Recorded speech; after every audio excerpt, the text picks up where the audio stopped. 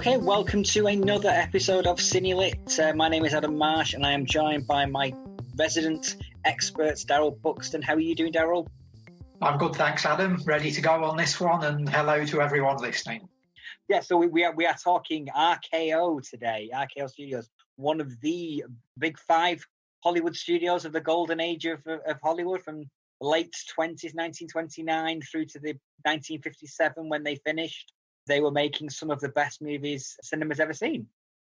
Yeah, so Radio Keith Orpheum is the actual stands for. It's slightly disappointing when you find out what it stands for, RKO. It's not quite as impactful as I was hoping.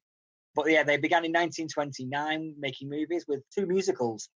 The thing with that, Adam, was that RCA actually approached a company called Keith Albee Orpheum, who owned a chain of cinemas. And there was a guy called Joseph Kennedy who got his own studio as well. And RCA, this is around the time that sound is being developed for the incoming talking pictures. So RCA wanted a film studio of their own, or a little offshoot, to sort of advertise their sound equipment. So they put the Kennedy FBO studio together with Keith Albee Orpheum, and they created the Radio Keith Orpheum company. And it was basically designed as the first sound motion picture studio, whereas all the other guys were sort of doing the singing in the rain thing and sort of wondering, what on earth do we do with these microphones? Here was a studio that was set up for it. So that's how it all sort of kicked off. Yeah, absolutely. And what better way to advertise that you are a sound studio than with musicals? So exactly, yeah. Right in the boom of like musicals, 1929, 1930, there was 30 or 40 musicals being made per year in those days.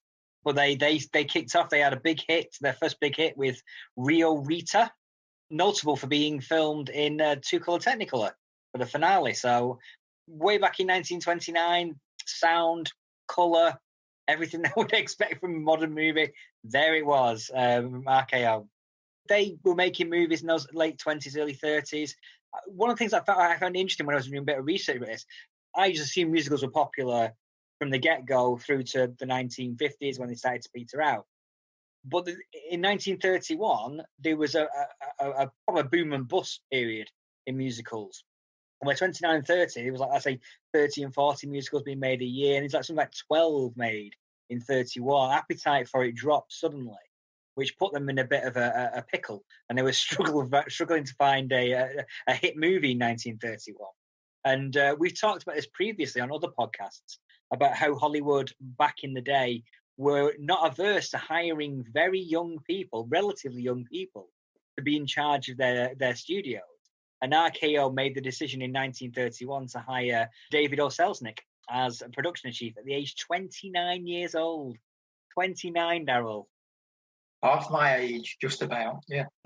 So it's a massive, and he only spent 15 months there, but a massively impactful 15 months he made there. He hired George Cukor as one of the RKO directors. He hired Marion C. Cooper as a director, who would also go on to succeed him as production chief. He signed Katharine Hepburn to a contract, and he also screen tested a young dancer called Fred Astaire. So quite an impactful 15 months on the history of cinema there.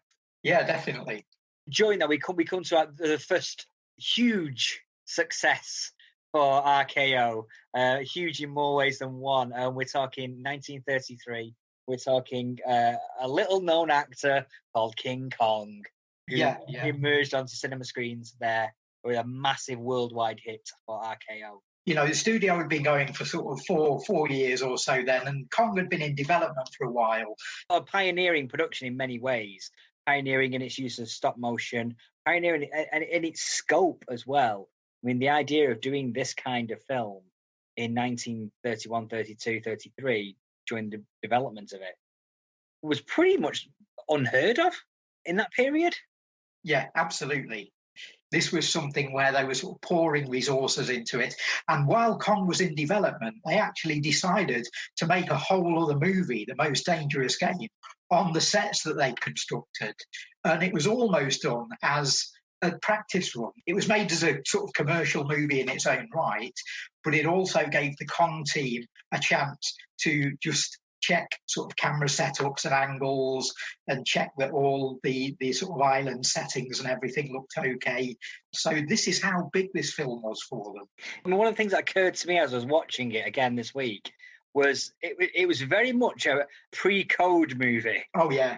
Pre-Hays Code, because some of the fight sequences between Kong and some of the various creatures they're pretty brutal, even by today's standards. You've got the combination there of brilliant animation by Willis O'Brien, and he's actually making it look so real that we're affected by the brutality of the fight scenes. I mean, the famous one, I guess, is where Kong fights the big T-Rex, and actually sort of rips its jaw off and sort of rocks it back and forward as though it's on a hinge. Yeah, that's particularly the scene that stood out for me as being particularly brutal. I remember thinking, oof. Added to that, of course, we've got the whole sort of sexuality thing as well, and Fay Wray's clothes being removed and sort of running around in skimpy outfits and so on. Very definitely a pre-code movie, and one of the best known ones, I think.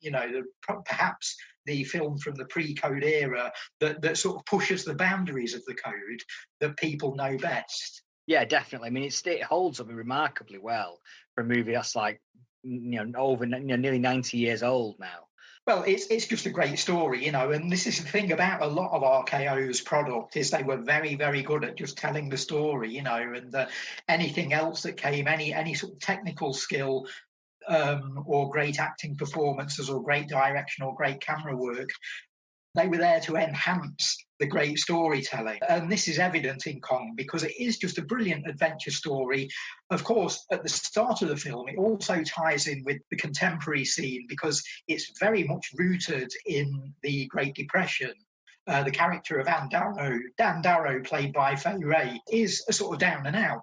She's down on her luck. She's having to steal fruit. And then she gets a big break, which turns out maybe not to be a big break. But what a story. Yeah, she gets to see all kinds of things. The top of the Empire State Building. She gets to see all kinds of sights.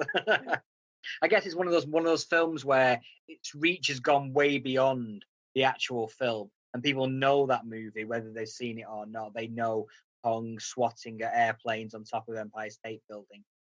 It's become an iconic piece of cinema history. Yeah, definitely. And it's parodied so often. And of course, it's been remade recently. And, in modern cinema, we've now got this whole new series of sort of Kong and Godzilla films. So the iconography of the film is something that people know well. And I guess that comes from things like use of the Empire State Building and use of big, bold images like the gates that open on Skull Island and things like that. It's all stuff that's easy to parody or easy to mimic. It's something that really, really has sort of stuck in the consciousness of the cinema audience over that, as you say, almost 90 years. Choosing those iconic moments in the film and how the visuals have stood up for years is just a testament to how well it's directed. Anyone who wants to sort of pick flaws in Kong will say something like, "Oh, the ape seems to change size from scene to scene," or you can see the ripples of Willis O'Brien's fingers on its fur as he sort of animates it. Now you can snipe at that and you can say, "Isn't that terrible?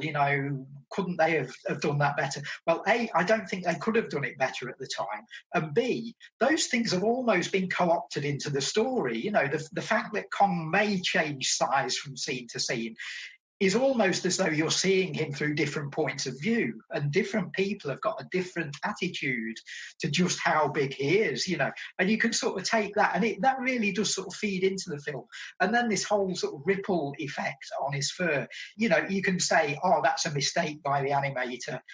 Unavoidable, really. The process of animation is very tactile, and if you've got these sort of hairs and this sort of furry covering on the armature, O'Brien couldn't help but sort of touch the model. And I think the outcome is delightful. You know, you can almost read it as, it's the wind blowing through Kong's fur or something, you know, and it really adds to his character. Even the mistakes, even the flaws add to the spectacular mythology, I think.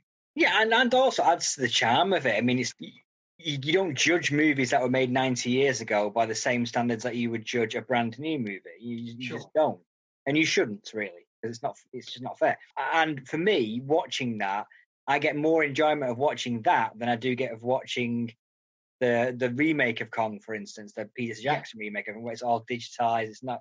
I get much more enjoyment from watching the original and even the 70s version to some extent than I do than watching the completely digitalized versions.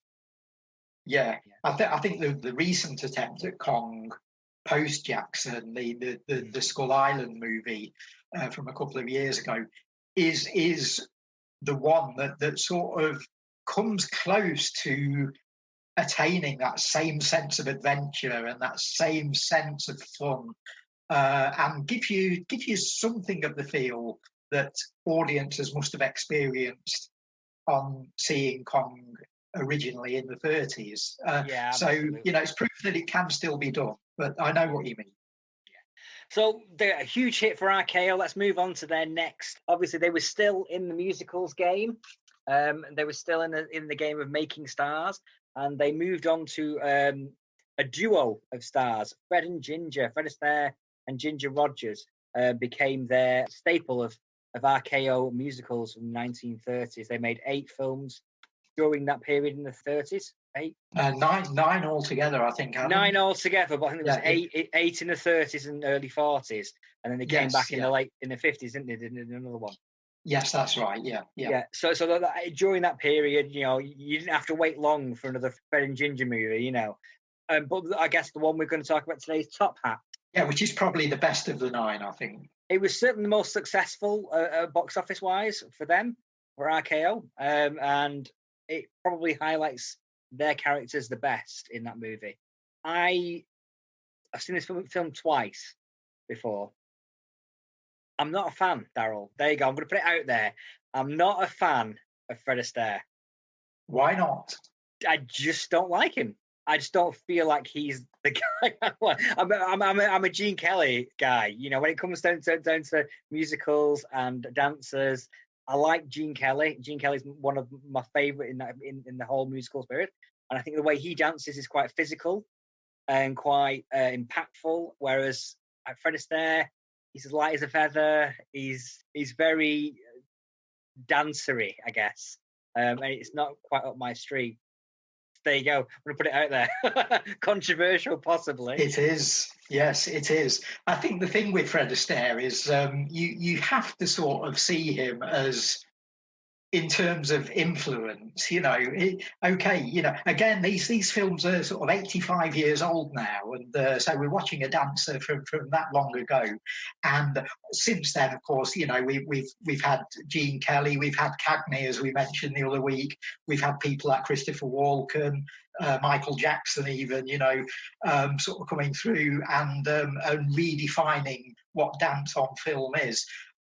None of these guys would have done that without Fred Astaire, and I think that's what you sort of have to look at and have to consider. I mean, I don't think the routines have dated necessarily, but as you say, Gene Kelly comes along and he sort of takes things a step further, and it's all very muscular and energetic, whereas Fred Astaire is a lot more of his time, you know, but I mean, I'm still mightily impressed with what I see there. Maybe I agree with you. Maybe not so much in the sort of the sweeping romantic sort of dances that he does when he's sort of working with Ginger or working with a partner. But I think his tap stuff is as exhilarating as it ever was, and has probably never been beaten. I mean, there's one scene in Top Hat where we mentioned, talking about Scarface the other week, the great shot of the calendar flipping dates over as the sound of a Tommy gun comes on the soundtrack.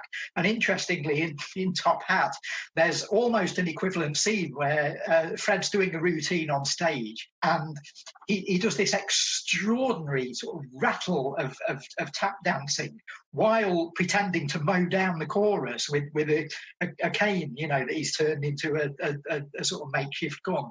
And it's an incredible moment. Watching the film again a couple of days ago, I did actually sort of exclaim out loud at that. I just went, wow. Yeah. There are sort of great pleasures, I think, to be found in Astaire.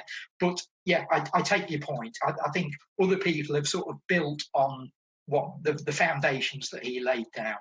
Yeah, but that's not to say I didn't enjoy Top Hat immensely as I watched it again yesterday. And that sequence, as you just described, with the cane and the mocking of the Tommy gun sort of thing, was a remarkable sequence. And I guess in 1935, that kind of the Tommy gun in cinema was prevalent suddenly, and it was a very topical, very on cultural reference, I guess, is what we call it today, Yeah, he'd been listening to our last podcast. Yeah, absolutely. Obviously, that's not just the only iconic thing about this movie. I guess the Cheek to Cheek song has gone on to be one of the most iconic songs in history, I guess. Yeah, I'd say about the songs in the movie. Anyone who's listening to this and thinking, "Oh, should I watch Top Hat or not?" Adam hates Fred Astaire. Darrell's a bit sort of lukewarm about him. Anyone who's thinking of, should I watch this or not? Switch it on, sit down, watch it. One thing I guarantee, you'll know every single song in the movie. Yeah, they've all seeped their way into Hollywood lore, haven't they? Yeah. We're talking about Fred Astaire as if he didn't have a dance partner there, because one of the famous quotes about Ginger Rogers is that, yeah, Fred Astaire was great, but Ginger did everything Fred did, but backwards and in heels. So That's true. When you watch the films, it's true. She does. Yeah. It's a great line, and it happens. It's happening before your eyes. They make a great team, and you can tell that Fred is the sort of boss and the better dancer. But just to keep up with him, you have to be spectacularly talented yourself, and Ginger is. She brings great charm to the role as well. There's something about her screen presence that is very different to what Fred Astaire brings to the table.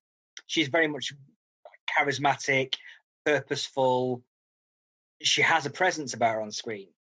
Yeah, whereas he's almost sort of an everyman type character, although he's got these great dance skills, and in Top Hat and in one or two of the other films, he's playing a character who's sort of moving on the fringes of high society. But a lot of the persona is aimed at the guys in the audience, saying, if you could dance, you could be me. All I've got is my tap shoes, and other than that, I'm just like you. Whereas Ginger Rogers is a little more, not aloof, but a little more sophisticated, I think, and it works for her character, and I think it works for the era that she's in. It's great for the audience to have a sort of glamorous character, someone who's aspiring, someone who's sort of searching for the best things in life, and they make a great pair because they're the same in many ways, but there's that little bit of contrast to them as well, and I think that comes over in the story, where it's almost like the characters that Fred Astaire's playing almost sort of punching above their weight, to get with this girl. Yeah, definitely. He's not the most handsome of them. I mean, when David O. Selznick screen tested Fred Astaire, he says he's not very handsome. He's got ears that stick out, but there's some sort of weird charisma about the guy. And that's why he recommended him to be signed to RKO. And he's right. He's absolutely bang on with that, because he's not the most handsome. You can see why his face was parodied in cartoons so much. He's very easily caricatured, He's not massively unlike Stan Laurel in looks, and the way he holds himself. There's a couple of moments in the film where I really thought he's channeling Stan Laurel there. Yeah, definitely. Yeah. The bits where it's a bit, what's going on? I don't understand the situation. It's like straight out of Stan Laurel's playbook. Having said that, I think he also approaches near Marx Brothers levels within Top Hat. Wow! Because it's in the early days of the screwball comedy starting to be developed, and the screwball comedy, which we're going to talk about later on, is something that I suppose arises a little bit out of the Hollywood musical, because the Hollywood musical was starting to turn a bit more comedic by this point, just to give the characters and the audience and the filmmakers something else to do other than focus on the dance scenes, So, and in Top Hat, I think take the dance stuff out of it, and you've still got the makings of a really good sort of proto screwball movie, And Fred really throws himself into that, and he can deliver the sort of fast talking dialogue, those sort of Marx Brothers type quips and reactions and things. So yeah, I think he's as a comic, he is quite gifted, And as you say, he's got the face for it. So yeah, I mean, it does have that 1 foot in the musicals, 1 foot in the screwball comedies camp. I don't think it's not quite screwy enough to be a screwball comedy. No, because it's on the road to developing screwball really at this point. Yeah, it's definitely got that Hollywood the stage farce kind of thing, mistaken identity, battle of the sexes thing going on in it. But that's one of the things that I found frustrating about it as I was watching it now. Obviously, it's years and years and years and years and years later, but the plot line with the mistaken identity was just frustrated the hell out of me. I'm like, for God's sake, come on. It's like they're all making these stupid mistakes because of mistaken circumstances. And they're just easy to not be mistaken. It's really frustrating. There are instances where if a character happened to walk in one room instead of another, the whole plot would fall down. And there's a lot of stuff like that in the movie. But I sort of go with that in their fantasies, and I think I'd say two things about that. One is that the supporting cast are so good that they sort of prop up any weakness in the material. And you've got people like Helen Broderick playing the wife of Edward Everett Hall. Yeah, she's great. Yeah, they're both fantastic, but she sort of steals the show in terms of very cynical asides to the audience sort of thing, and that very cynical sort of style of comedy. And then you've got Eric Blore playing the butler, who hates being a butler and makes us aware of the fact that he hates it and sort of looks down on everyone, but then gets involved in sort of physical comedy as well. He sort of falls in the water and so on. And then the second thing that I'd say about the plot is, it may, by 1935, it may be a bit hackneyed even then, but you've got the setup where we're thinking, Fred and Ginger getting together, what's going to happen here? And then she goes off and marries somebody else. And you're left thinking for the last 20 minutes of the film, how's this going to play out now? And we'll leave you to watch it and find out. Well, yeah. There's how are they going to get out of this one? Yeah, more. And I'm not sure that it was entirely satisfying how they got out of it. But, well, I went with it. They got out of it. Yeah. But we won't tell you how. We'll let you see the movie. Yes, one other thing to say about Top Hat is about it's the first half of it set in London, which is basically a few quickly grabbed stock shots, a lot of back projection, and then Hollywood hotel room sets on Hollywood sound stages.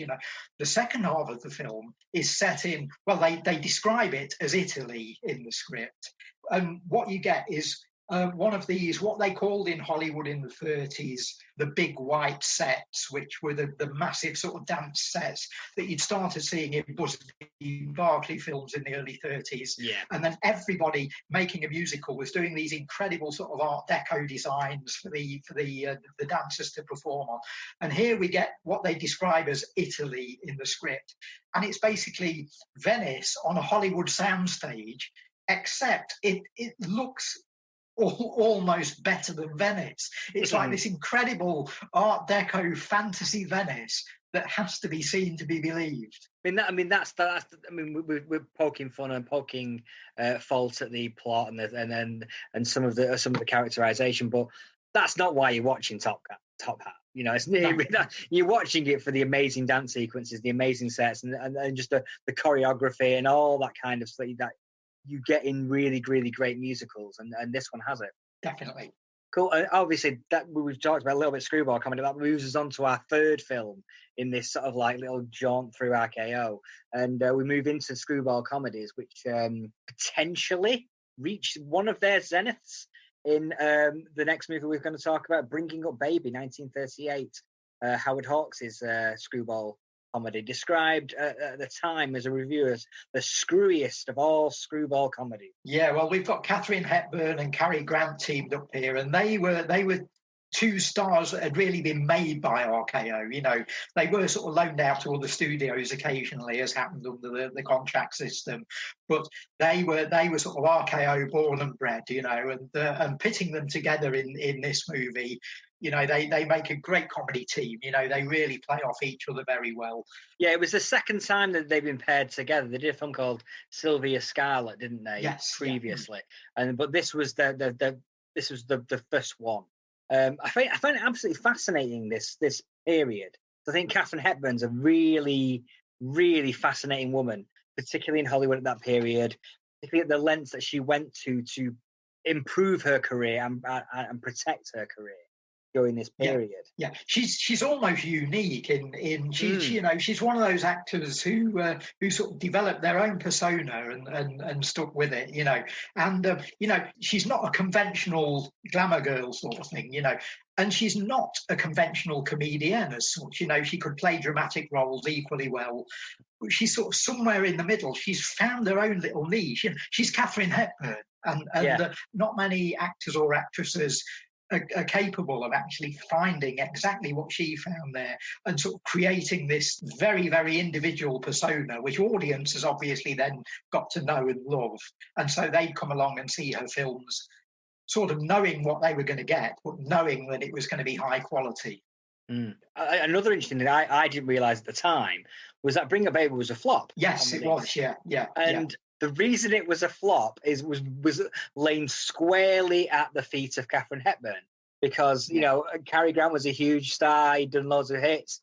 Katharine Hepburn, after an initial early start to her career in the 1930s, early 30s, she won an Oscar for a third film, Morning Glory. She won the Best Actress Oscar, and then since that win, her career had been sliding down and down, a string of flops.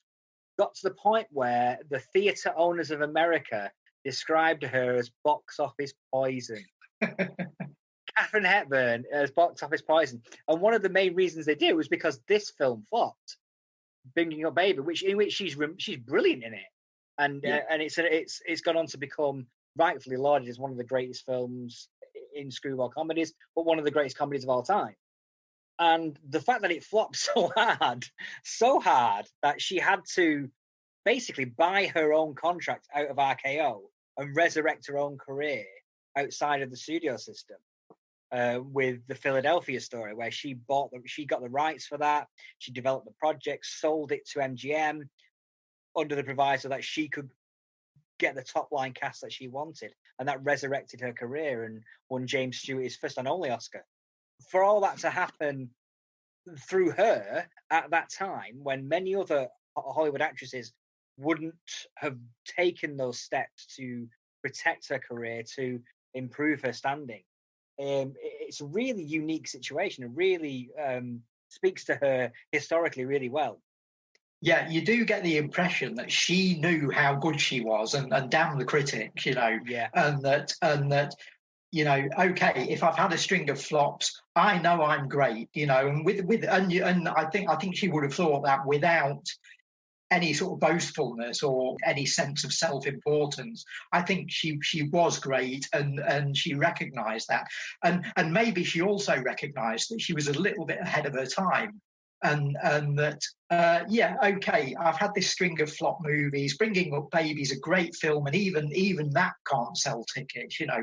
So what do I do? And she's sort of withdrawn, planned out her future, and then gone for it. And you know, we know the results. So she's now a Hollywood legend. So absolutely, yeah, and had a long career, 4 Academy Awards, you know, 12 nominations. She was a staple of Hollywood, I think.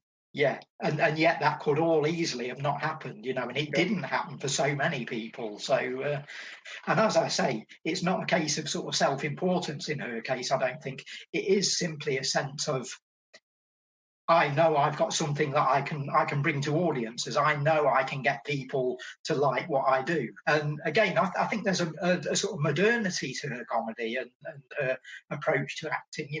Yeah, it was, maybe she was just a little bit too ahead of her time in the 30s, and it took audiences and even the studios and even the filmmakers that little length of time to just catch up with what she was doing. Yeah, definitely. And bringing up Baby though, let's move back to the movie. Howard Hawks, he'd already defined the gangster film with Scarface in 1932, and here he is defining the screwball comedy with Bringing Up Baby. And obviously, he would go on to make one of my favourite films of all time, His Girl Friday, another screwball comedy. A few years later with Cary Grant. But yeah, Bringing Up Baby, what a great film. Oh, it is. Yeah, I mean, Hawks is a director that he worked through till 1970, and he is known as a Western specialist primarily. But he's one of those directors who could turn his hand to anything, and he'd do it all really, really well. He could make a film in any genre or of any style, and you knew it was going to be quality. And here he's sort of tackling screwball comedy, and Hawks is known, in thrillers, in westerns, in noir, in whatever he turned his hand to. He became known as a master of fast talking and overlapping dialogue, and you get that in spades here. It's the movie, just particularly in its early stages, just moves at lightning pace. There's a whole sequence towards the start of the film on a golf course with sort of running gags, visual gags, interplay between Grant and Hepburn, interplay between Grant and other characters, and it takes no watching whatsoever. You just sit back and let it just roll over you. It's fantastic. Cary Grant on bumbling professor mode.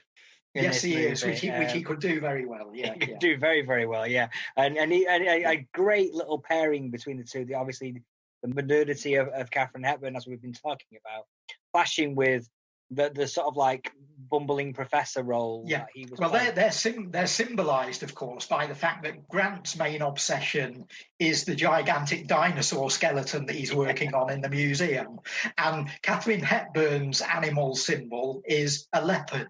Yeah. So that tells you all you need to know about their characters. Yeah. There's a wonderful bit in the movie. There isn't much music in the film, surprisingly. You think you sort of remember more music than there actually is, and the reason for that is they focus on one particular song which sort of resurfaces through the film, which is Jimmy McHugh and Dorothy Field's classic. I Can't Give You Anything But Love. And my favourite point in the film is during the famous scene where Grant and Hepburn actually duet on that song. And it's not like Top Hat where everything stops for a song. It arises naturally out of the scene. It's just they're singing because it's what these characters would do. It's not like a musical where everyone stops and bursts into song. They're singing because it's what they would actually do at that time. And the moment within that I absolutely love is that Katharine sings the conventional melody of the song, and she sings the lyrics, and she sings it to the regular tune, the Jimmy McHugh tune, And Cary Grant, alongside that, does this monotonous counterpoint. He sings it all one note, but it beautifully does sort of intertwine with what she's doing. And for me, that almost sort of defines in a few seconds what Cary Grant was as an actor, or what one of his particular acting personas was, which is he's sort of staid and uncool on one hand, and he's hip on the other, and he can sort of do all of that at the same time. The point I wanted to make was, as I was watching this, we were talking about Cary Grant and his dual persona in movies, and that he could play the nerd, he could play the professor-y type character, but he could play the dynamic, handsome, hip lead as well. Yeah, very sort of suave character. Yeah, absolutely. Yeah. I'm watching this movie, and he's playing the bumbling professor. Then occasionally he just turns to the camera, and he looks like Superman. He's got the quiff, he's got the quill. It's like, my God, he's Superman, and it's that kind of dynamic. He's playing Clark Kent in this movie. but Superman can't help but come through in his looks and his image. This movie's got everything. They just throw everything in this movie. It's got escaped leopards, it's got golf courses, it's got crashed cars, it's got stolen cars, it's got policemen, it's got hunters, explorers, it's got all manner of it's got an escaped leopard from the zoo. It's literally, they throw everything into this movie. As I've said, you get Catherine sort of wearing very manly clothes, and you get Cary Grant in a dress at one point. So yeah, literally everything. Brilliant film. You look at films by people like the Coen brothers today, and you can see, when you see a film like Bringing Up Baby, you see where a particular strand of what they do originates from. This really does have that sort of feel. You can imagine them making a film like this with George Clooney in it, and it'd play in a very similar way. So yeah, Bringing Up Baby, I think, has definitely got appeal to today's audience. If you're going along to see Coen Brothers stuff like Hail Caesar and so on, you can watch this, and I think it doesn't look at all dated. I think the thing about screwball movies is that the pace of the dialogue and the pace of the action is something that has never gone out of fashion. It doesn't creak along like some movies of its vintage. No, I mean, it's funny. I was reading up on it and on the screwball comedies in general, and just like remarkable how similar they are to film noirs. in a bizarre way. It's like they're like film noir movies without the crime. You have your sort of femme fatale character. You have your guy in over his head sort of thing. Completely, yeah, very much. Yeah. So I thought it was quite a fascinating one, and the snappy dialogue as well, and the cynicism, and yeah. Just a great, nice little way of depicting women in those movies. Those movies and film noir movies. These are women with agendas. I guess is the word. Yeah. They definitely they are the ones in control in those movies. And this one, and they're out for something, and they're going to get what they want. Yeah. Okay, so let's move on to arguably the creative height of RKO now. We're going to move on to Citizen Kane, Orson Welles' debut film, little-known actor Orson Welles. Do we need to talk too long about Citizen Kane? It's a legendary movie, regularly voted as the greatest film of all time. There's always stuff to say about Kane. The first thing I'd say is I'd advise people to watch it. It's available on BBC Player, as are all the films we're talking about today. Just especially if you've never ever seen it before, go and watch it. The first thing to say about Kane is that we all know Orson Welles now. And people knew him then, but he was only 25 when he made this film, and he'd been involved in radio since his early 20s with the Mercury Theatre on radio. And I think he was already seen as quite a difficult sort of character. And I think we talk about RKO being one of the big five Hollywood studios, but I think they were always seen a little bit by the others because they'd come along sort of late, and they'd come along in the sound era. They were seen as a little bit of an interloper. They were seen as a studio that did things differently, And one thing they did differently was to take a chance on Orson Welles, was to say, look, we've heard your radio stuff. We think you're great. Let's see what you can do with a movie.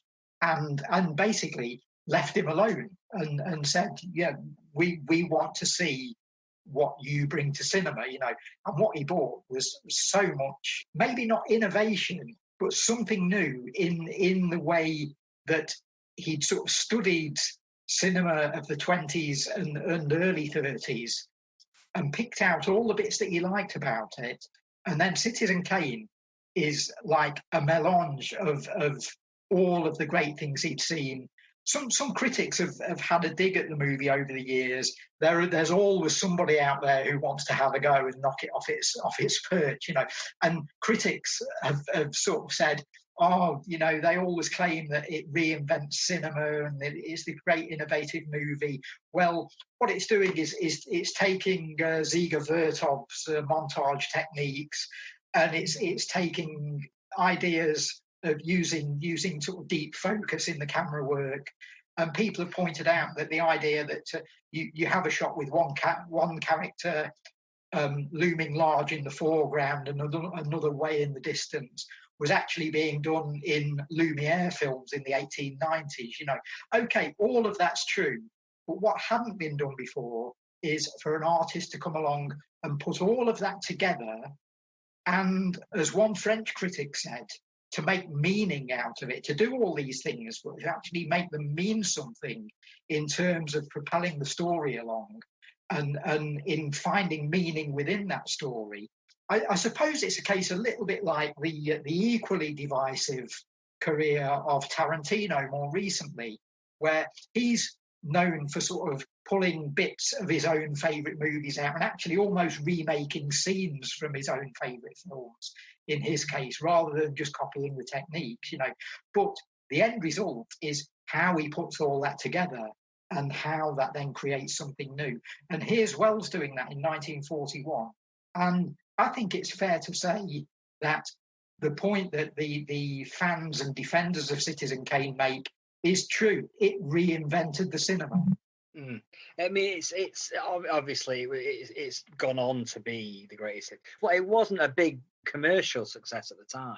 No, which probably led to RKO having more a say in Wells's next movie, The Magnificent Ambersons, and the Furrow and the problems that had. But Citizen Kane for me feels like, you're right, it brings in all those various different disparate elements into one movie. But it's an incredibly well-told film. Like we talked about earlier on, RKO told great movies, and it's about story, yeah. And it's ripped from the headlines. It's a movie about Randolph Hearst. It's like people knew who he was, and it had all those elements and brought together a genuine piece of art, which maybe those different techniques in isolation hadn't quite worked as well as they do in this movie. I agree. It's good that you bring up the whole thing about William Randolph Hearst, because that was a massive thing at the time the film came out. And Hearst himself, who was a sort of media mogul, very similar to the character of Kane in the film, big sort of newspaper magnate. And he actually decided himself that, this is about me, this is having a dig at me, and he tried to suppress the film. Now, what's interesting about that is we watch Citizen Kane today, and a lot of people watching it today won't even have heard of William Randolph Hearst, and yet the film still works because we have heard of people like Rupert Murdoch, Tony Blair. The Kane character is fascinating because you can't get a handle on his politics. At some points in the film, he seems to support communist causes. He goes that far left. Most Americans wouldn't. And here's a guy in a position of power who's supporting communists. And yet, on the other side, he'll occasionally be mixing again with high society and doing what they want and sort of doing their bidding and being part of that and trying to sort of forge a path for himself in big business and in politics, and he buys this little newspaper and it becomes the most successful in the country. And so I think you don't necessarily just have to think about William Randolph Hearst. I think it's a story that has still got resonance today. And I think this idea that you can't get a handle on his politics, and in particular that he sort of pictures himself as a populist, but then dares to show in the film, there's actually a very quick shot in the film of protesters burning effigies and banners with his name on, So he's not averse to showing the downside of this character, that there are people who hate him. And I think, we're living in a world now where we've got people like Trump, Johnson, Orban and Bolsonaro in charge in various countries. And I think Kane has got that message that although he's not a right-wing figure as such, he sort of drifts through different sort of levels of and areas of politics. And that's one of the great things about Kane, is you just can't get a handle on it. But I think the message that comes through that resonates with a modern audience is that if you try and be a populist in terms of media or in terms of the political arena, there's always going to be, no matter how popular and how much of a voice of the people you think you're projecting, there's always going to be a big percentage of people out there who hate you. And that's why it's a film that lasts. Yeah, perennially important, I guess. Yeah, we've got to give a shout out to to the cast who the credit sequence at the end is fascinating because they put a caption on screen that basically tells you most of the people in this film who have been absolutely amazing have never acted in a film before. You know, they're all from the Mercury Theatre. They've all been doing radio for 3 years. My first experience of Citizen Kane, the thing that made me want to watch it, I didn't see it as when I was growing up. I only saw it when I was an adult. And I was working at Blockbuster Video, and it was late 90s, so they must have done a re-release of Citizen Kane on VHS. And they were trailering it on the in-store Blockbuster Video that used to play like an hour-long video, and it had advertised all the latest movies that were coming up. And instead of doing a new trailer for Citizen Kane, they played the original 1941 trailer for Citizen Kane, which is... It's like clips from the film, as you'd expect, but it's also like slight outtakes where they smile at the camera and like go, hi, you know, and wave at the camera and introduce himself. And it's the voiceover is Orson Welles introducing the cast. So it's like, here's Dorothy Cummingore. You're going to hear a lot about her. Here's Joseph Cotton. He's a great actor. You're going to love him in this Citizen Kane. It's a wonderful, like, speaking directly to the audience. These guys are going to be great. This movie is going to be wonderful. You're going to love it. Yeah. And again, like we just said about Katharine Hepburn, that's an incredible sort of self-belief. And again, not a boastful one. It's just they know how good they are, and they can't wait for the audience to find out. Yeah, no, it's remarkably acted. It really, really is. Great cast, great edited, wonderfully edited. Yeah, it is. Which is Robert Wise. Yeah. Who would go on to have a little bit of an impact on cinema as well. Definitely, right. Yeah. So many careers start here. You know, for me though, the star of the film is Greg Toland, the cinematographer. Yeah, absolutely extraordinary. Again, Wells is getting him to do stuff that's all been done before, but he makes it his own. You know, and it's the combination of what he does that makes it. You know, there's roving camera, there's use of long shot, there's very little use of close up. Interestingly, you know, which you remember more close ups from Citizen Kane than there actually are. And but it's with his lighting and with particularly with sort of deep focus and depth of field, some absolutely extraordinary moments. You almost think you're watching the film in 3D at times, you know. Incredible job on the film. And one technique they used was to put ceilings on the sets as well, which again wasn't new. It had been done, I think, by people like Eric von Stroheim in the past, but it wasn't the done thing, you know. And again, this adds a sense of reality to the movie, and adds this sort of verisimilitude to it, that if you're in a newspaper office or you're in a bar or you're in Kane's expansive mansion, you know, it's a real place. It's got a ceiling, you know, and they go to great pains to showing you that. Even something as simple as that helps to make this film what it is. So yes, it's given us some iconic moments that have been parodied in cinema ever since. Really, you made it as a cultural icon when The Simpsons incorporated into their spoofery, I guess. Yeah. People that watch The Simpsons do this all the time. You know, they go back and revisit old movies and scenes that they're familiar with from the TV show. You know, they suddenly discover where they've come from. You know, and Citizen Kane would be, I think, ideal viewing for a Simpsons fan, because I think they've done so many sort of riffs on it. Again, even the character of Mr. Burns in The Simpsons has got his equivalent in Kane. The structure of the film's fascinating because it's all done with a reporter. Kane is dead at the start of the film, and the reporter's sort of travelling around trying to find out more about his life and trying to interview people that he sort of worked with and have sort of been involved in his rise to power. And it's got this fascinating structure where you meet all of these really interesting characters and you sort of go into flashbacks and so on.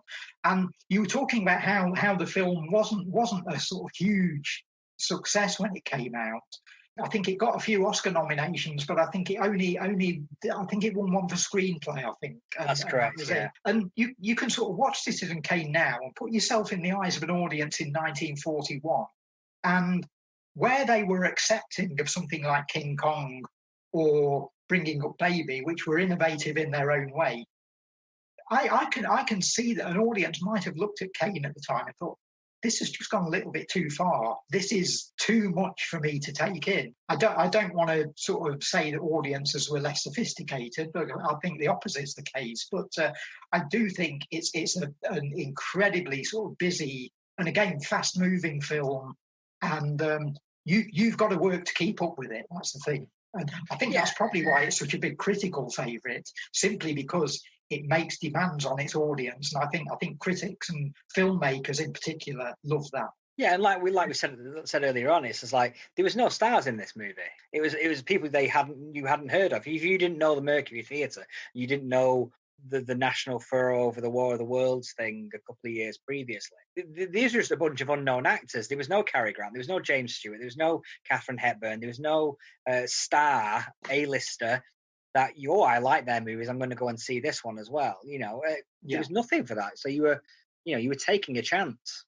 Sure. And RKO took a chance, and Wells, the whole thing with Wells was that, we don't need stars. You're looking at the stars of the future. Sure. And that's where this whole credit and trailer thing comes in, It's we're introducing you to the next generation. And it didn't quite pan out like that, And I think the reason for that is that, the team that Wells had built up around him in the Mercury Theatre were all great, but they were all fantastic character actors. So although a lot of them went on to great movie and TV careers, we weren't finding the new Jimmy Stewart here, No. Even in the case of Wells, he was perhaps the face of the movie that emerged in that conventional movie star sense as its biggest success. But so many people like Joseph Cotton, Agnes Moorehead, and so on went on to incredible careers, but largely as sort of character players, pretty much doing what they were doing in Kane. I think it's one of the unfortunate things that Kane's revival at the hands of the French critics of the Cahiers du Cinema didn't come until like 1956. Yeah, when RKO was pretty much dead at that point. They were just about dying. Yeah. So they didn't get the chance to really say, well, actually, our legacy is this. Yeah. And we can help use that legacy to help continue and build and grow again, as other studios did do with their movies.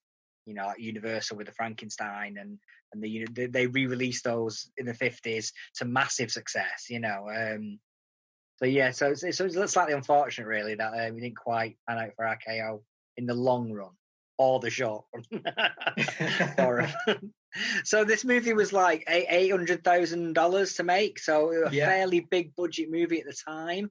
We're going to move away from the $800,000 movie budgets, not to $400,000, Darrell. We're going to drop even further lower than that. We're going to drop down to the $200,000 movie budgets for our next RKO film. We're going to move to the outskirts of Poverty Row filmmaking, and we're going to go to the Val Lewton unit at RKO and Cat People, 1942. Yeah, fabulous. I mean, among my favourites, these, and the Luton unit was set up to make B horror movies, and they had the idea of this was they had pre-tested titles. So somebody in the studio said, "Hey, wouldn't it be great if we've seen Universal and all these guys having hits with their Dracula and Frankenstein. Why don't we do a movie called Cat People?" And if you watch the Kirk Douglas movie, The Bad and the Beautiful from the 50s, he sort of almost plays Val Lewton in that film. And you can get a real flavour of what Luton's time at RKO was like from watching The Bad and the Beautiful. It's a very thinly veiled sort of version of Luton and various other producers and their sort of struggles in Hollywood, with Kirk Douglas supreme in the film.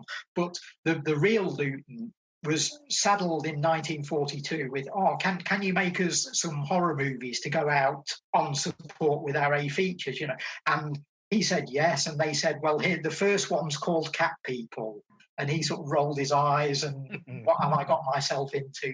And then went away, and with his team, with the writer DeWitt Bodine, director Jacques Tourneur, editor Robert Wise again, they crafted this movie and then this subsequent series of 9 films, which took these sort of catch-penny titles, these terrible sort of it'll look good on the horror poster titles, and they made something so lyrical and poetic out of them, and they reinvented the horror film. And the first thing they did was they ditched the mad scientist, they ditched the werewolf, they ditched the castle. Crucially, they ditched the period setting. They set their film in 1942. They set it in the city.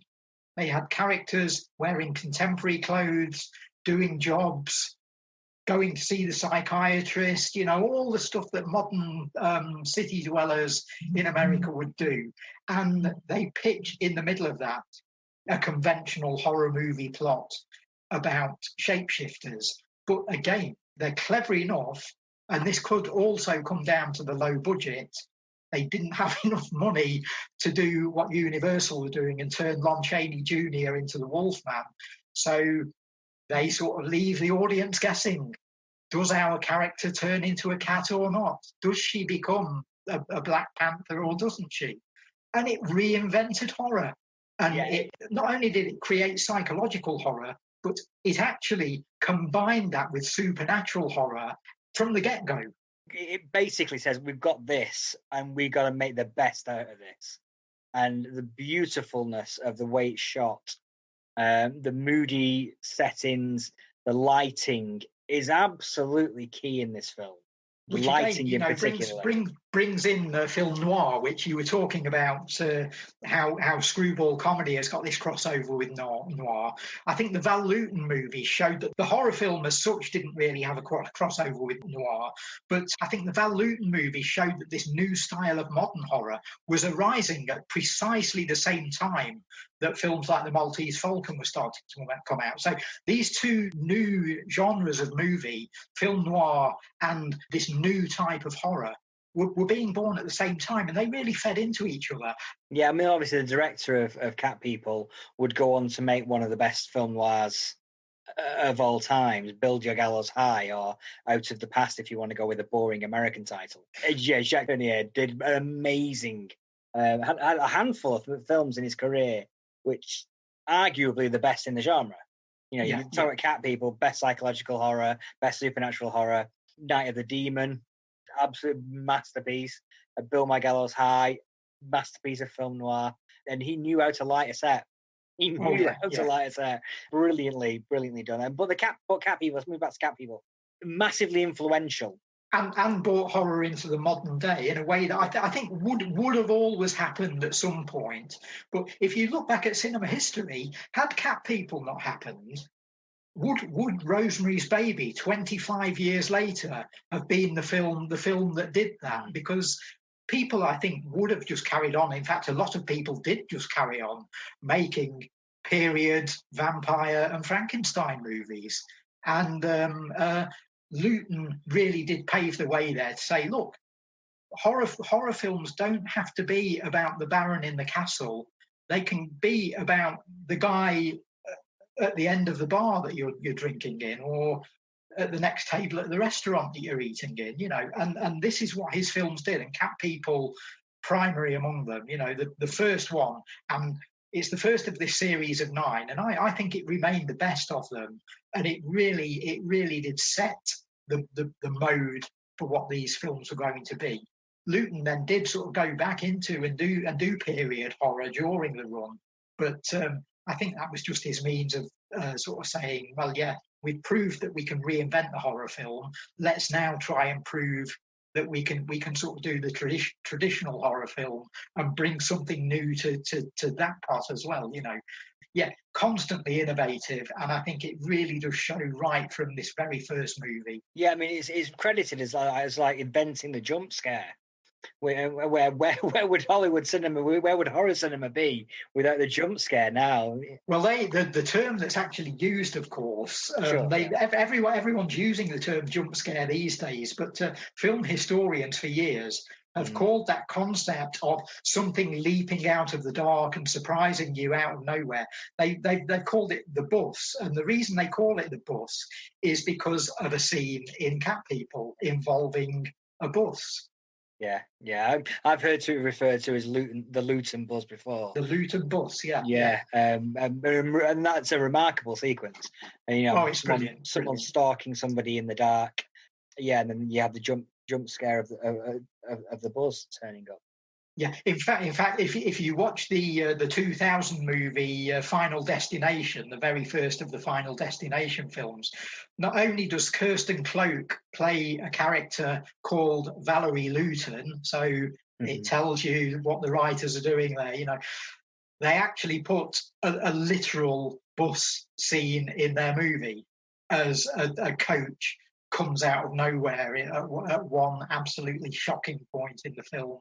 So yeah, here we are, sort of 60 years on, or getting on for 60 years on from the Luton film in the year 2000, and you've got Hollywood horror filmmakers still paying homage to Val Luton. But yeah, he sort of created this idea of, or you know, you can credit the editors. You can say Robert Wise and the editing team had a hand in this, and the sound design people. It's all a mixture of their talents, you know, just for this one brilliant moment. If we say no more about that and let you watch the movie, I guarantee that you'll jump. It's so well timed. The other sequence that is well regarded in this movie is the pool sequence. Brilliant. With one of the characters in the pool being it's dark and lighting again playing a part. Is there something effects, in the sound effects? Is there something in the shadows about to get her, basically? Yeah. We're sort of told the information we've been given throughout the film tells us that there's going to be like a Black Panther or a Black Leopard roaming around the pool, and you'll be convinced that you've seen one. You will be convinced that there's one there. And in reality, there isn't. But in the film's reality, it's left up to us to imagine, to decide. Did we see something? Didn't we? Did the character in the pool see something?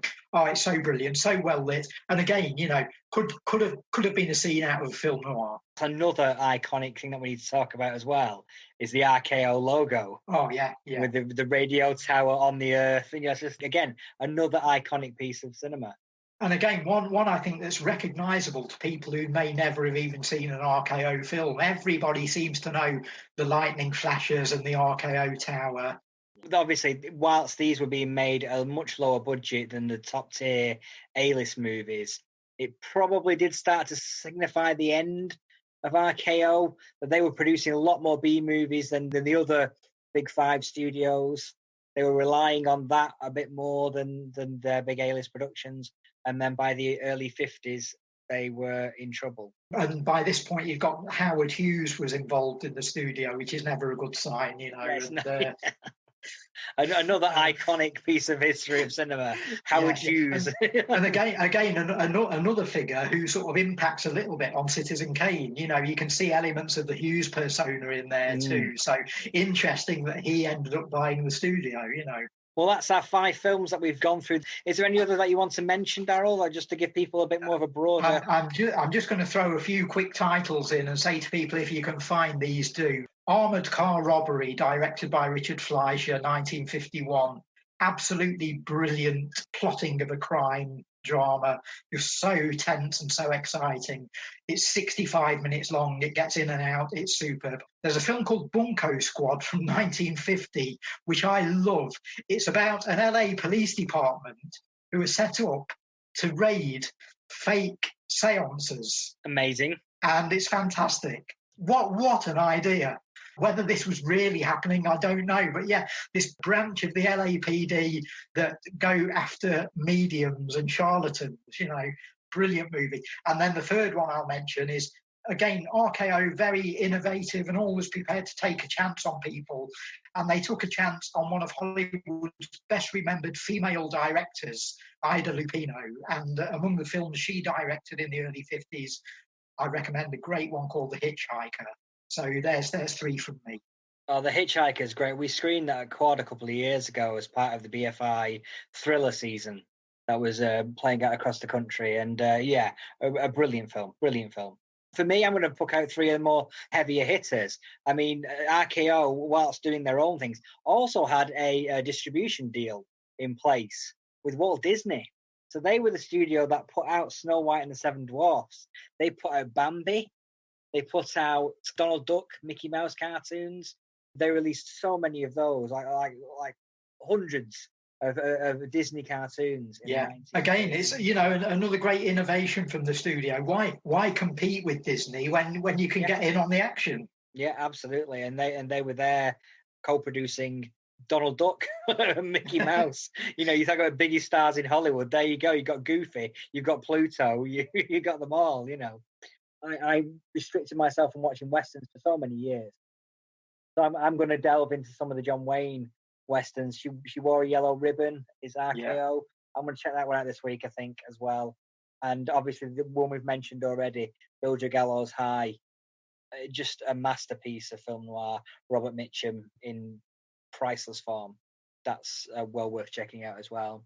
Cool, very good. Thank you very much, Darrell, for this little jaunt through RKO, and I'm sure we'll be back fairly soon for another podcast. I want to thank Quad and the BFI for helping support these podcasts. They wouldn't be possible without their kind support, and we should be seeing you hopefully in a couple of weeks' time for our next podcast. Yeah, thanks to everyone for listening. And all of these films that we've talked about, or the main 5 that we've talked about, are currently available on BBC Player. So check out your smart TVs and you've got no excuse. And they're all available for about a year as well. There's not like you just watch them this week. They're on for the next year. So you can see Citizen Kane, you can see King Kong, you can see all the films that we've talked about today and more. I mean, the Cat People sequels on there as well. I Walk with the Zombies on there. If you want to check out more of the Val Lewton stuff, it's well worth spending a weekend and a week checking out some of the highlights there. Cool. Thank you very much, Darrell. Take care, everyone, and we will see you soon.